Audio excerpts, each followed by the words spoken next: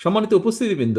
জীব বৈচিত্র্য রক্ষা, বন্য প্রাণীর নিরাপত্তা বিধানের ক্ষেত্রে আইন যেটি যেটি বোধহয় খুব সম্ভব এটিও আলোচনা হয়ে গিয়েছে। এখানে একজন বক্তা বলেছেন আইন কিংবা বিধিবিধানের চেয়েও কিন্তু আপনার আমার আমাদের সকলের অর্থাৎ প্রত্যেকটা নাগরিকের সচেতনতা অর্থাৎ কনসাসনেসটা আমাদের যেটা কনসার্ন করা কনসাস করা মানুষকে, এটা কিন্তু সবচেয়ে বেশি জরুরি। আমাদের প্রত্যেকের এই উপলব্ধিটা আসতে হবে, মনের ভেতরে উপলব্ধিটা থাকতে হবে যে জীব বৈচিত্র্য রক্ষা এবং বন্য প্রাণীর নিরাপত্তার সঙ্গে কিন্তু আমরা যারা মানুষ, মানব সমাজ, আমাদের নিরাপত্তাও কিন্তু জড়িত, আমাদের অনেক বিষয় জড়িত। সম্মানিত সুধীবৃন্দ, বিভিন্ন দল ভিন্ন মত কিংবা অবৈধভাবে লোভ লালসার আশায় যেখানে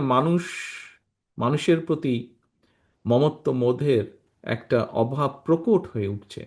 সেখানে পশু পাখি কিংবা বন্য প্রাণীর প্রতি মমত্ববোধের কথা হয়তো অনাহত ভাবার মতন মনে হতে পারে যে যেখানে মানুষেরই বিষয়, সেখানে হঠাৎ করে পশু পাখি নেই। তবে এটাও কিন্তু সত্যি, পশু পাখি কুকুর বিড়াল হাতি কিংবা বাঘ অর্থাৎ প্রাণীর প্রতি মানুষের হৃদয় অনুভবের স্থান তৈরি যদি না হয়, শুধু আইন করে প্রাণীর আহার আবাস নিবাস নিশ্চিত করা, যা আজকে নিশ্চিত করার জন্য আমরা কিছু সংখ্যক মানুষ এখানে একত্রিত হয়েছে, যে বিষয়গুলো নিয়ে আমরা কনসার্ন এক্সপ্রেস করছি, আমরা যদি এই কনসাসনেসটা মানুষের মধ্যে যে অনুভূতিটা যদি আমরা তৈরি করতে না পারি, তাহলে শুধু এই প্রাণীর আইন করে প্রাণীর আহার নিবাস তাদের নিরাপত্তা নিশ্চিত, এই সবগুলো বিষয় কিন্তু অত্যন্ত কঠিন হবে। উপস্থিতিবৃন্দ, প্রাণীর নিরাপত্তা, অধিকার রক্ষা, মানব সভ্যতার উৎকর্ষতা এবং বিকাশের পর্যায় নির্ণয়ের ক্ষেত্রে প্রাণীর নিরাপত্তা এবং অধিকার রক্ষার